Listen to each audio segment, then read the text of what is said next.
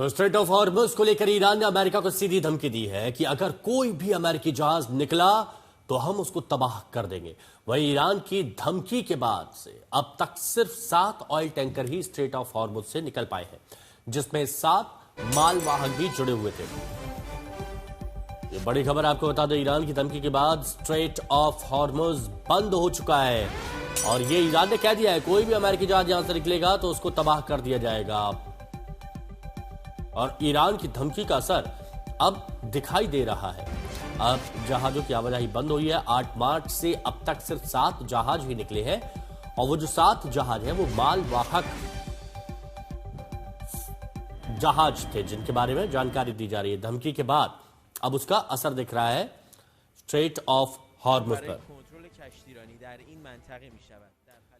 तो अमेरिका ने हॉर्मुज की खाड़ी में 16 ईरानी वेसल्स नष्ट करने का दावा किया और कहा कि ईरान के ये जहाज समुद्र में सी माइन यानी समुद्र के नीचे बम लगा रहे थे, माइन बिछा रहे थे। अमेरिकी मीडिया ने दावा किया कि ईरान ने हॉर्मुज की खाड़ी के आसपास 2000 से लेकर 6000 तक सी माइन लगा रखे हैं और अगर ऐसा हुआ तो वो पूरा इलाका कितने बड़े खतरे में है, यह हम आपको समझाते हैं।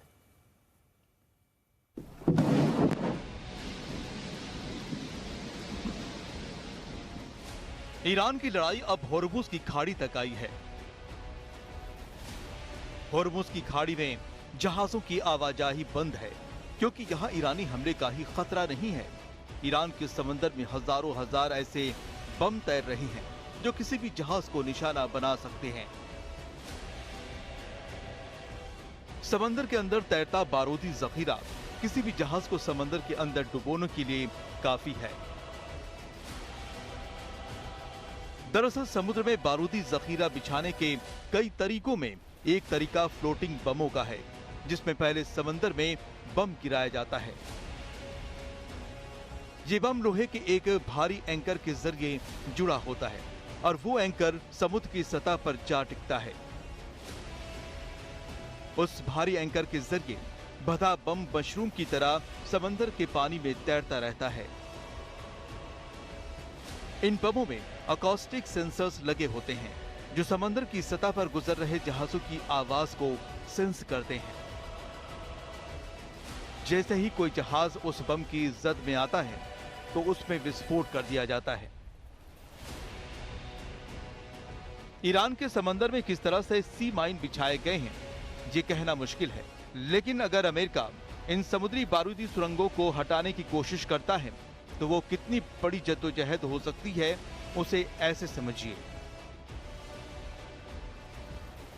क्योंकि जैसे ही समंदर में सी माइन बिछी होने का पता लग जाता है तो उसे न्यूट्रलाइज करने के लिए पहले अनमैन्ड वेसल्स भेजी जाती है जो सोनार से लैस होती है।